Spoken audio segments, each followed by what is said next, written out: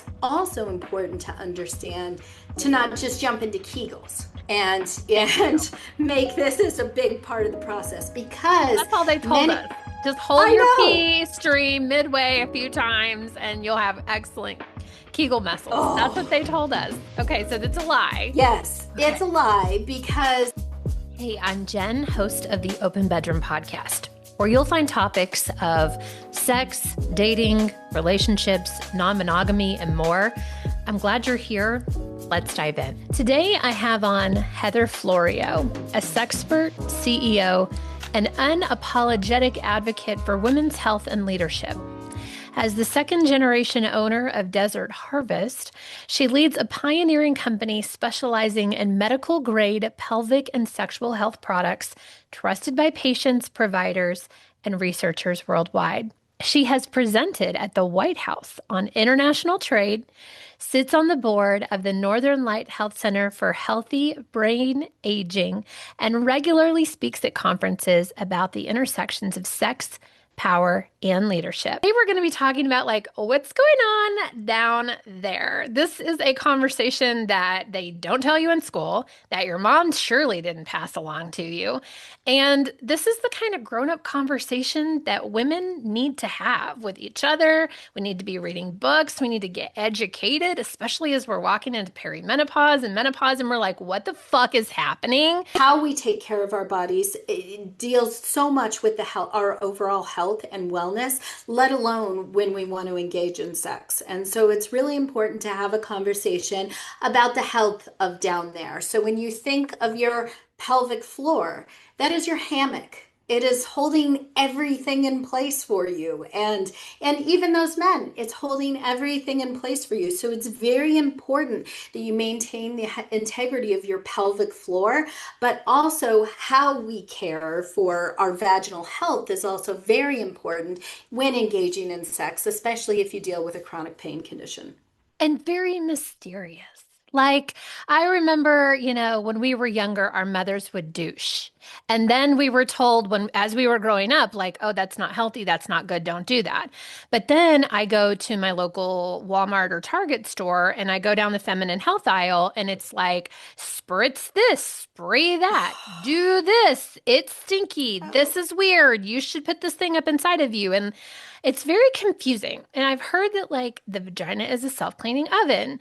But Mhm. sometimes it smells a little funky. And how do you know when you need help? There's a lot going on. Would you just tell us what we're supposed to do with our vaginas, please? Yes, Or no, not do? definitely. So it is really, really important that regarding your vaginal health, that you are thinking about anything that you insert into your vagina Okay. should be iso-osmolar and pH balanced. And so iso-osmolar is very important. You know, we all know about the pH thing. It is an acid, well, not everybody, but it is an acidic biome. It is meant to be acidic. And just like the rest of our skin, we should have acidity, and vagina is skin. But the thing is that the epithelial cell, the vaginal wall, when you start inserting something that's not iso-osmolar, what happens is your epithelial cell layer, your vaginal wall begins to dry out. And this is because osmolarity has to do with how the fluid flows in and out of your vaginal cells and how it's going back and forth.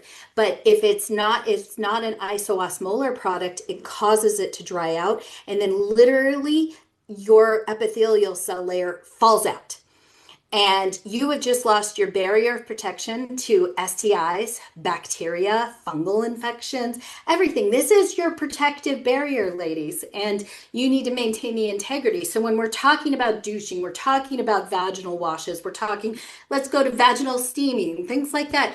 Yeah. You do not need this. And if you are smelling, you should talk to a clinician, because that could lead to something like a yeast infection, bacterial vaginosis, Okay. recurrent Can I infections. double click on this? Yes, Because yes, I yes. know that throughout the month, our bodies are going through all these different hormonal shifts.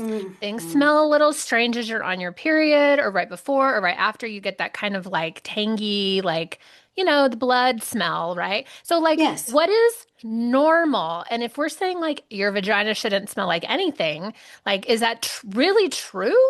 Or like, are there certain signs where you're like, okay, this is like absolutely a problem? Or like, please, like, tell us the things our Yeah. moms didn't tell us because honestly, I don't even know when I'm 42 and I'm always like, is there something, especially because I sleep with women. So I'm always like, is Yeah. it okay? Is it funky? Is it not funky? What is not funky smell like or not smell like? I don't even know. Please tell us. Let's go to the atypical fishy smell. So Okay. that is not normal. That tells you that there is something off with your vaginal microbiome, whether it's the pH, whether it's the osmolality, the overall health of your vaginal tissues and your vaginal microbiome is not healthy if it smells fishy. Okay. Now, obviously, right before, right after, like your minute, we naturally have a scent, ladies. It is essentially, let's go to the animal world. We talk pheromones, Mhm.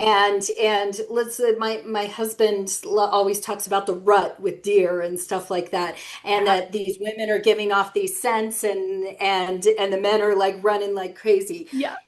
That is your scent. That is your natural scent. You're going to have a natural scent, and that is perfectly okay. That's meant to be an attractor to your partner, and that is just your normal scent. And then again, when you're menstruating, you're releasing extensive amounts of iron actually out of your body. So That's when you it. smell that tangy It's kind of tangy. scent when you're Hmm. menstruating, that is iron coming out of your body, and that is what you are smelling. Obviously, we're not going to be able to do anything necessarily about menstruation except for making sure that you're using the right products, you're wearing the right underwear, you're doing, because there are so many products that are meant to destroy our vaginal microbiome as women. When we talk about a lot of these period products or period underwear that are out there, so many of them have, I'm sure you've read the articles about the toxic chemicals that have been found in like period underwear and tampons and pads, and that are leading to all these different types of conditions. And that is a problem, ladies. Go look for that organic cotton. Make sure that they're testing their products and that they're putting the testing up. With Desert Harvest, we have a product called Lunation. It's period underwear, and this is actually what menstruation used to be called.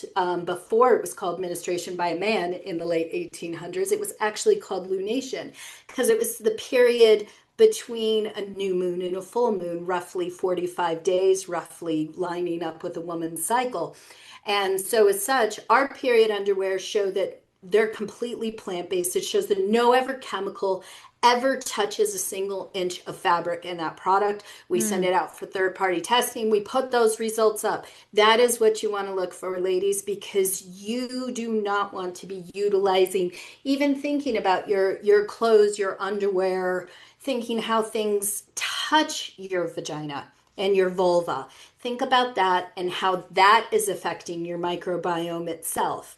And then you mentioned washes. Like you talk about washes. We have one called Aloe Rebalance, and it's just meant to be acidic because a lot of soaps that are out there, a lot of even sperm is alkaline. And again, you're an acidic environment.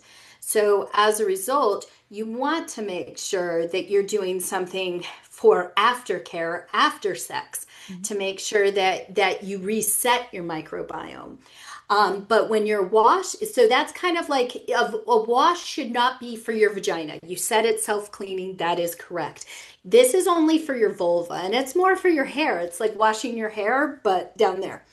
And so that's really all a feminine wash should be about. It should not be about washing your vagina. And same thing after sex. There are a few things that you can do. You can wash with a feminine wash. You can, like, we have wipes that are called Aloe Fresh wipes, and they're meant to just be used for cleanup afterwards. But the great part is they also kind of reset. They have lactobacillus in them, and they're going to help with just kind of resetting that microbiome after you've just introduced it to something alkaline. But the key is you could also use those wipes afterwards, or not afterwards, but before, to clean him or her Hmm. just to make sure all things, and especially if you're inserting something, even a toy, Mhm. it's good to just make sure that him or the toy or whatever you're utilizing is, ready for your vaginal microbiome. Wow. Okay. Yeah. My mother definitely didn't teach me any of this stuff. So I feel like I'm learning for the very first time at 42. Why aloe vera? So for aloe vera, for us, we utilize that because, like for instance, our Aloe Glide, which is an FDA cleared medical device, as both a sexual lubricant and a vaginal moisturizer. The thing about that is aloe vera, you think about when you put it on a sunburn and it's Feels so it's good. it's helping with tissue regeneration, it's feeling good, soothing, anti-inflammatory, but at the same time it's going down through all the layers of your tissue and pushing moisture up. So if you're having issues with any type of vaginal atrophy, it can help with that. And the great thing about a water-based lube is you also don't have to worry about it degrading potentially your silicone sex toys, things like that. Oh, nice. So yes, so there are a lot of benefits to using a water-based lube, and an aloe vera is a water-based lube, and we choose it because aloe vera is naturally antifungal, antibacterial, antimicrobial. It has active enzymes in it. So there's so many just benefits that it becomes less of just a lube and more of a therapeutic use at the same time. Do you have these products by you? I do not, Oh, I'm but like, I feel could free grab to them. show us. So this is so fascinating. Okay, so a couple of things are going through my mind right now. I didn't even realize we were going to have a whole product-based conversation, but now I'm really excited. Um, where do I even start? As I am getting older, I am noticing things are drier everywhere. Like my skin on my face is drier, my skin on my hands is drier. I feel itchy. I'm like literally just pounding creatine and salt in my water. And I just went to the gynecologist and had my like yearly STI test and all the conversations. And I was just like, is it time for vaginal estrogen? Because I feel like things could be Mm, wetter. So she did give some to me, and I do feel like it's mhm, helping. But I would love to talk more about if you have any products like that. And I want to say one more thing, and then I'll let you go. But I was mhm, thinking the other day when we were, okay, when you're in your 20s, you get turned on fairly quickly. Like at least I did. mhm, And I was fairly juicy all the time. And I could just have sex whenever. And like I didn't need a whole mhm. buildup. And in my 40s, I'm not quite the same anymore. And I'm sure we're all like raising our hands like this is reality, Yeah, right? baby. And I still love to have whatever kind of sex I want to have, and I don't always want to have a buildup. And so the other day we were having sex in the morning, and I was not lubed up and ready. Like we use coconut oil. Now I've got to go check out your aloe vera Oh, stuff that you have. I know we can talk about that. Let's talk about that yeah. coconut oil. But that's what we were using, and I just realized when I was done that like my vagina did not feel good. I felt like I had like micro tears maybe from just not being y'all, I'm sorry. We're just going to be totally real on today's podcast. And my husband isn't home, so I don't Mhm, feel like I have to edit myself. But I don't mind having sex like that. But B, I was like, I need vulva balm. Like I need some sort of balm for my vagina because I feel pretty like messed up. Like like I need something to soothe me. And I went and looked at Walmart.com just because I had an order coming later that day and I was like, what does Walmart have on their shelf? I bet they've got something organic. There's something probably great on it. Nothing. There's fucking nothing. And then I mhm. looked on Amazon and I did find something called Vulva Balm that looked kind of like just maybe like a healing tincture, like not a tincture, but like something healing like with plantain or something like that someone had made. Yeah. And I actually ended up buying it. I don't think I have it up here, but I was like, I'm going to play with this. But like, do you have any products for something like that where, you've had a long ass sex session, or maybe you didn't properly lube yourself up and your vagina needs a little extra TLC afterwards, and maybe a day or two of like not having sex to like fully properly heal? Please tell me all the things, and let's also hit on coconut oil and why you don't like it, because that is our favorite, Okay. and now I want to know everything. Okay, Okay. so yes, I'm sitting here wondering. You said vulva bomb, and I'm like, did you buy ours? I don't Like, know. Did I? Maybe. I Maybe I don't know. did. It's I don't it's know. on Amazon. Well, So we have the vulva. We have a vulva and body balm.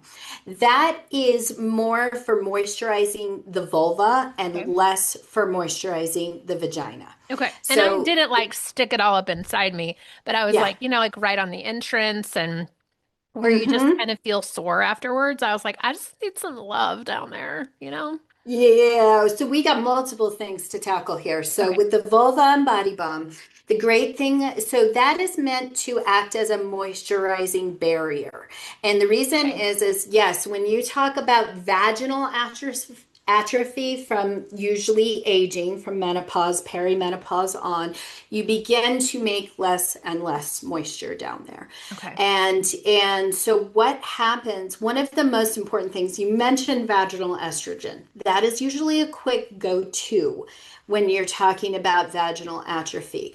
But one of the best things for long-term benefits is actually just utilizing, if you are able to, HRT, hormone replacement And I therapy. am doing that, some of that. Okay, And if you want to even go perfect. deeper into this conversation about what vaginal atrophy is, I am telling you, my Okay. mother taught me absolutely nothing, and none of the women around me know anything about any of this. And I'm like, I just wonder if we're not super self-aware and body conscious, are we even are we even acknowledging and realizing that things are not the same, that things are not as elastic, things are not as wet, things are not as supple. And so that some of the discomfort that you're feeling is probably perimenopause and menopause symptoms, ladies. Heather, you're the boss. I want you to tell us all about this because So, educate us. yes, that's it. Exactly what happens. So, one of the things that directs the moisture in your body and starts making moisture is called the Skene's glands. And so, these kind of sit above your vaginal opening, closer to your urethra. Okay, and they are secreting fluid to lubricate your urethral opening. And sometimes you can have a urethral type orgasm. There are over 11 different types of orgasms that women can have, and we don't really examine these. But the thing is that when you get to perimenopause, what happens is slowly that estrogen is stops redirecting. Estrogen is what is making you make that moisture. That is what is helping you flow. And this can, we all know, ladies, that that our hormones are like this. They're all over the place. And so sometimes it can be really important to very early on in like perimenopause, where you start to have these issues. When you said, vaginal atrophy, vaginal dryness is the less clinical term. And essentially your tissues begin to dry out as you begin to make less and less hormones. This can even happen outside of menopause and perimenopause. This can happen when you're in your 20s. There is nothing wrong with you. That just means that you're just at a different fluctuating time in your hormones when you've chosen to engage in sex. And that is where lubrication always makes sense. And that is why you want to find an iso-osmolar, pH balanced lubricant that you can then, and the great thing is lubricants are required to be FDA cleared as medical devices now. Okay. So they know their osmolality number. And if it's not listed somewhere, you can ask them, because they are required as part of their testing to become a medical device to know that number. And your ideal vaginal osmolality is 290. And according to the World Health Organization, the only organization that has ever done a study on osmolality, and it was related for third world countries sex workers, determining how they could reduce the incidence of STIs. And that study showed that you wanted to be only plus or minus 80 points on that scale Okay. with whatever you utilize. And then, for instance, ours is FDA cleared as both a sexual lubricant and a vaginal moisturizer. So we sell applicators. So you can just insert it on a regular basis to keep your microbiome healthy, your tissue's healthy. You don't have to just use it for sex. And then if you are having vulvular dryness, you're having issues right there at the vestibule. You could also have dryness right there at the vestibule. That's where the vulva and body balm makes sense, because that acts not only as a therapeutic moisturizer, but also as a barrier of protection between you and your clothes, your underwear. Think of like it's like the Aquaphor for your vulva, but therapeutic, not just a barrier. So it's similar consistency, almost that like Vaseline Mm-hmm. thicker type consistency. And that is what a vulva and body balm is meant to be. And it should be acidic. And it just like, even though you're not inserting it in your vagina, it's going near your vestibule. You want anything going near your vestibule to be acidic and iso-osmolar.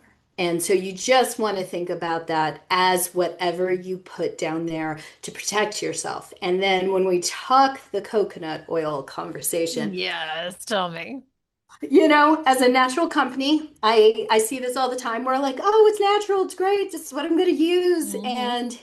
And it is androgynous, which means that it doesn't have a osmolality because there's no water in there, very similar to silicone. So it's not bad for the anal biome because the anal biome is very sensitive to pH, even more than osmolality. Hmm. So, literally, if you put an acidic vaginal lubricant in your anal biome, Uh-huh. your anal epithelial cell instantaneously falls out. So now you've just lost your anal barrier protection. And that's how sensitive that biome is. And Wow. so coconut oil, great for the anal biome, Mm-hmm. not necessarily the greatest because it's been shown over time to breed bacteria and other things and long term be unhealthy for the vaginal microbiome. In the short term, great idea, great thought. It's androgynous, so you think you're doing a good job, but there have been some studies that have shown that the long term effects can lead to infection. Good to know. Yeah. I Yeah. really, truly, the only reason that we use it is it's so far, it's been the only lube that doesn't Mhm. get sticky and t tacky and disgusting. So for us, we're like, this is fantastic. And it's so Yeah. readily available. We just go to Sam's Club and buy the organic, ginormous container of it Mhm. and then use it for everything. But so tell us the difference of your lube and does it stay nice and like moist and not that sticky. Like I think of like Astroglide or KY, which Oh. I'm sure you'll want to talk about the asmality, however you say that word. Because I used to use Astroglide with my other partners before Scott. And then I read about how terrible it was and that you're putting like petroleum in your body or something like that. And then I was like, oh my God. Because it had that nice kind of slick consistency where some of the others like Mhm. KY and things I've tried are so tacky and disgusting and they get all nasty. So yeah, talk to us about lube. Yeah, so think of those chemical ingredients. That is one of the biggest things that affects osmolality. Okay. So that is one of the things. And like I said, the only study has been done by the World Health Organization, and you can Google this study. It was the Global Consensus on sex, and I think it was 2016 that this report was put out. And this is the only study that's been done. And when you look at this, you will see osmolality for such project, lubes that you just mentioned, Mhm. and you'll see 2,000, 10,000, Oh, not 9,000. 290. Not 290, not plus or Wow. minus 80 points, like Okay. really, really bad. And so that's called hyperosmolality. Hypoosmolality can be just as bad, lower, but the worst is going to be the hyperosmolality. And so that's where it's really important in choosing. So when you talk about desert harvest, we're at 308, to give you an idea. So we're in that range. We're trying to meet that 4.5 spec. Now understand, ladies, like if your vaginal microbiome is off, your pH is off, you have infections, you have micro tears from having vaginal atrophy, vaginal dryness. What can happen is it doesn't matter what you're putting down there, it's going to burn. Mm. And that is because you need to restore the health of your tissues and your microbiome before it starts to feel comfortable. So if you think that's why so many people go to coconut oil separate of the tackiness and the stickiness. Desert Harvest, like you'll feel it. It's just going to absorb in the skin eventually. And so if you just sit here and do this, and then you let go for a little bit, there'll be a moment of tackiness and then it's going to dissipate. It's actually very beneficial for the skin. And so, funny enough, if I'm at a show and I have nothing else, I'll use it like a lotion and put it on my hands. That's awesome. And yeah, so I mean, there is benefit, but just understand most lubricants should be acidic, which means that's going to burn if you have an unhealthy microbiome. And so, don't judge a lubricant or product by that necessarily and assume you need something gentler. The only other option, if you cannot tolerate, but then we get into the chemical conversation, but silicone has no osmolality, no pH at all. Okay. So it can be used in both microbiomes, Mhm. both the vaginal and the anal, but it never goes away. You just feel it forever. And it's great for the anal microbiome where you're making absolutely no moisture. But again, we're getting into that conversation of inserting chemicals into the body. And I don't know, there really hasn't been a study that looks at the long-term effects of that and everything else like that. And then again, silicone isn't going to play nice with your toys. Okay. Okay. Good to know. So I feel like we need a protocol. Like, what should 40-year-old, I'm just using my own age, but Oh, my listeners usually range between 35 and 60, which is perimenopause through menopause and mhm. beyond. I mean, we were talking about vulva balm, and I thought, "N- who actually puts anything down there? Like, we are crazy about our face and our skincare regimen, and maybe even we're putting lotion all over or oil on our bodies. But it was the first time in my whole life that I was like, I could actually use something down there that would make it feel wonderful. And so you mentioned, you guys have a product that you're like, yeah, you should put this on every day.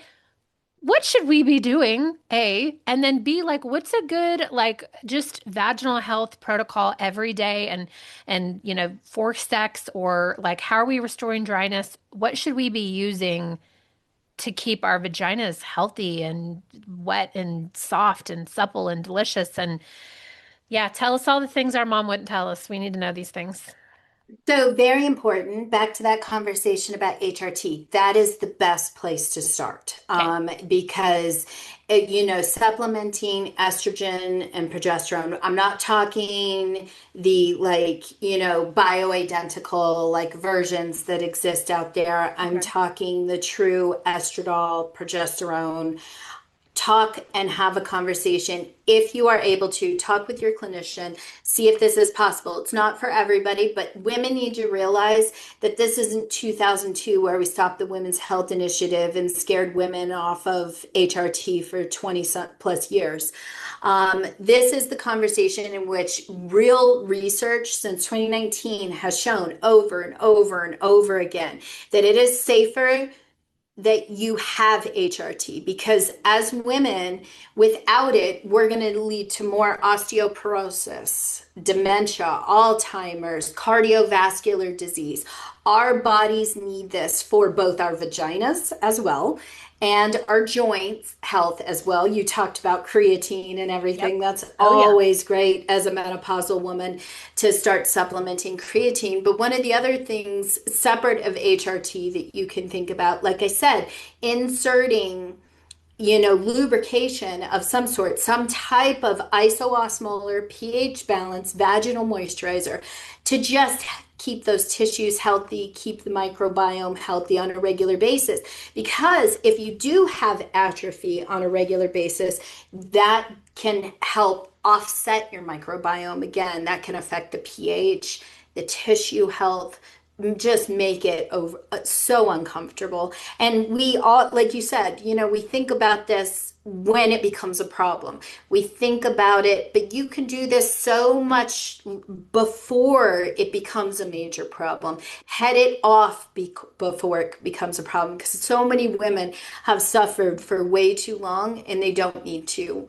There are options out there that are available. If you can't talk to your clinician about menopause and HRT because they have had absolutely no training, which is the majority of clinicians these days, there are platforms like My Alloy, I think Mini Health. There are all these different platforms in which you can go online. Like, for instance, I use My Alloy, $49.95. I go on there. I get evaluated by a doctor. They review. And there isn't really a test where women can go, hey, I'm in menopause. It's more a question about your symptoms and understanding your symptoms. So you're going to get asked a million questions. And then you're going to be able to guide yourself through that process with a clinician. I spend $150 for 3 months of medication, both estradiol and progesterone. And then even for those that say, oh, I'm 65, I'm past that point, this isn't going to work, da da da da. That is not true. There's also been plenty of new research that shows otherwise. And we have amazing transdermal options now that show very beneficial over the age of 65. Although we're currently in a little bit of a shortage because, I mean, we've got all these women hopping on the HRT train right now, but and the transdermal patches are definitely the hot spot right now. So, but there are options out there, and that is what is going to help affect your vaginal health the best, is making sure that you're getting the necessary hormones.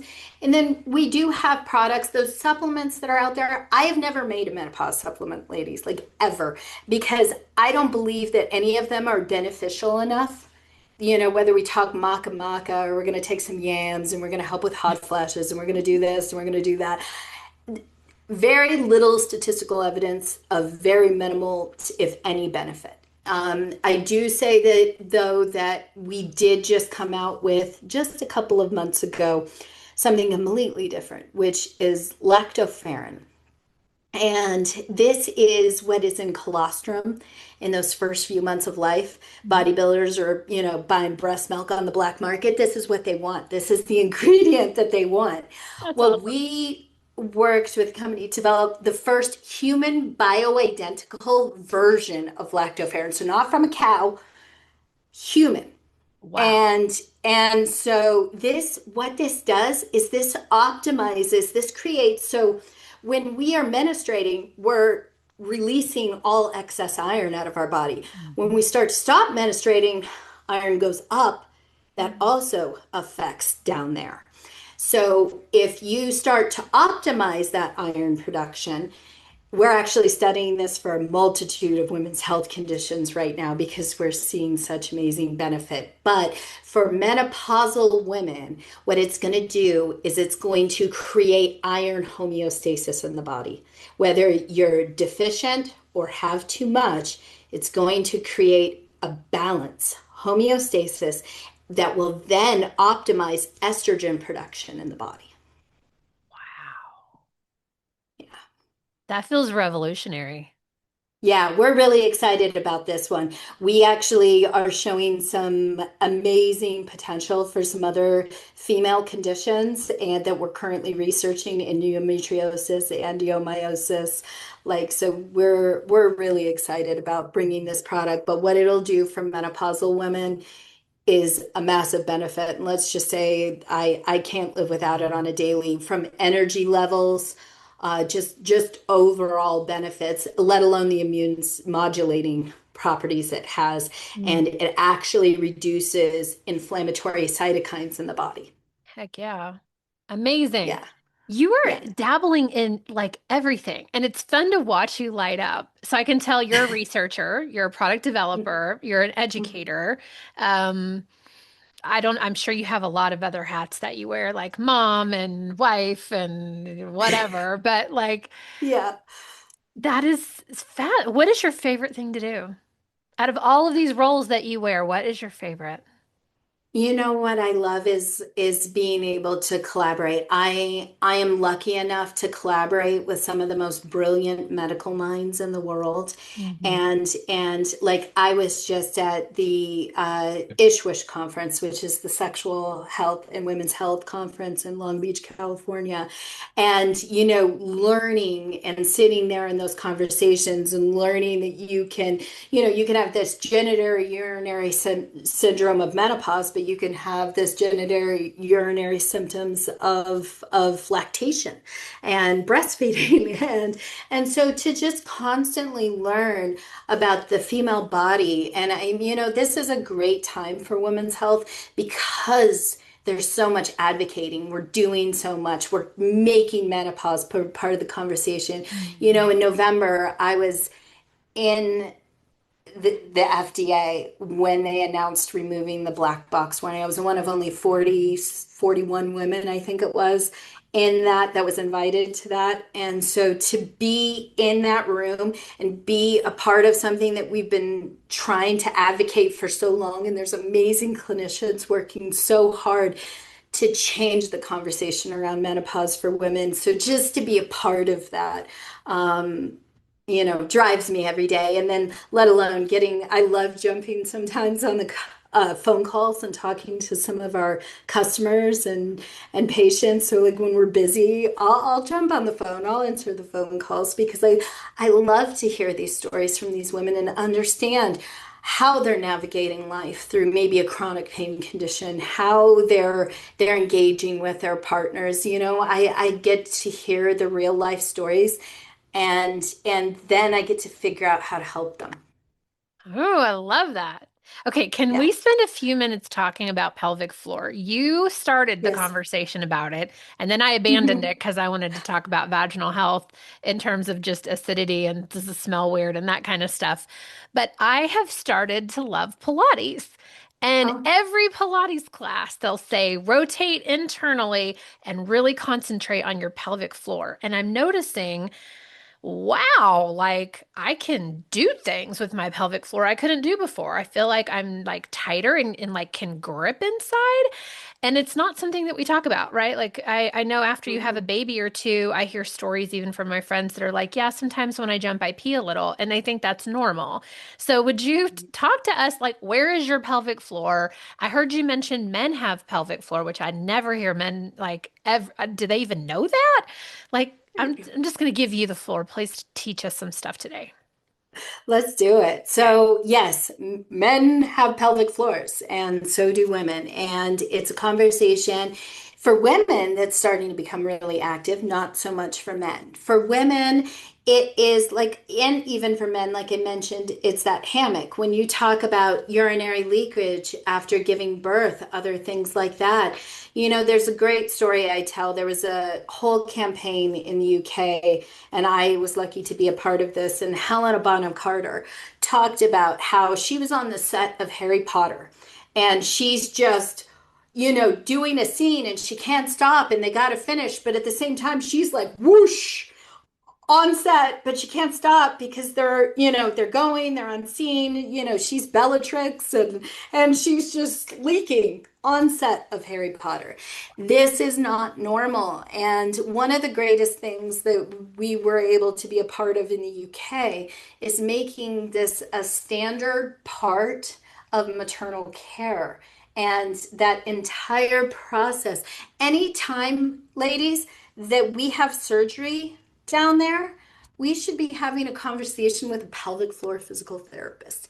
And the reason is because if we just, even during pregnancy, if we started doing exercises, pelvic floor exercises, and we understood the health of our pelvic floor, which you should start doing before you do exercises, it is really important to understand that you need that strength because you're about ready to really do some serious work on your pelvic floor when you give birth. So have this conversation about how to keep it strong before you even get there, and your outcomes afterwards will be 10 times. You're going to go have a hysterectomy, same thing. Talk about your pelvic floor and about how to strengthen it, because your body has to find out how to compensate for this missing piece of your body. Mhm. And your organs are going to shift and move around, and if you don't have a strong pelvic floor, this is where many times after childbirth, after hysterectomies, other things like that, you can have different types of pelvic organ prolapse, whether it's your bladder or your uterus just coming out of your vagina, and you're like, what's this going on down here? And you don't understand. A lot of the cases, this is pelvic organ prolapse is related to not having the strength in your pelvic floor to begin with. But at the same time, it's also important to understand to not just jump into Kegels and make this as a big part of the process, because That's all they told us. many, Just hold I your know. pee, stream midway a few times, and you'll have excellent Kegel muscles. That's what Oh, they told us. Okay, so that's a lie. yes, it's Okay. a lie, because you need to understand that your pelvic floor could be tight. Imagine a dish rag that's just wrung so super tight.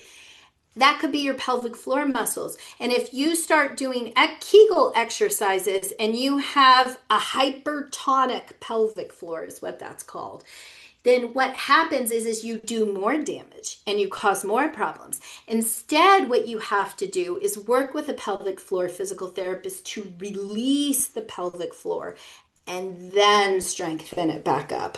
I do have a book on all of this, Oh, shameless plug. good. It's called I'm like, the how do you know? it's called The Musculoskeletal Mystery. I wrote it with a clinician at Duke University who specializes in pelvic health. And so it's a great at-home guide, especially if you don't have a pelvic floor physical therapist in your area.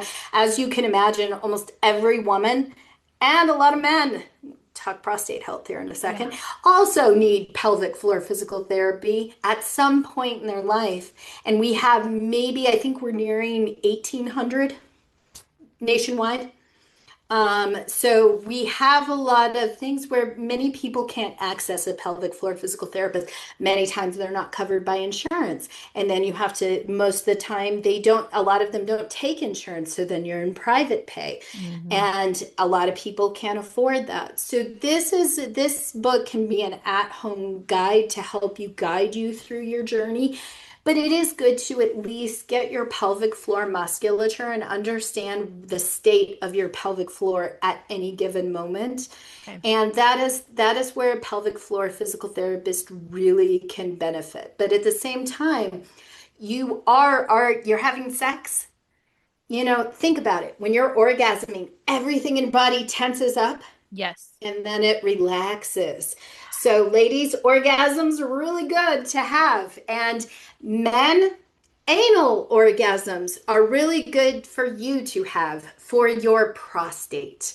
Okay. This doesn't mean you're gay. This doesn't mean, and even if you are, great for you. Like, it doesn't really matter. But the thing is that an anal orgasm is actually very important to a man, Okay. just to help relax their pelvic floor, because that's when they start to have those prostate problems and urinary and prostatitis and their prostate swells.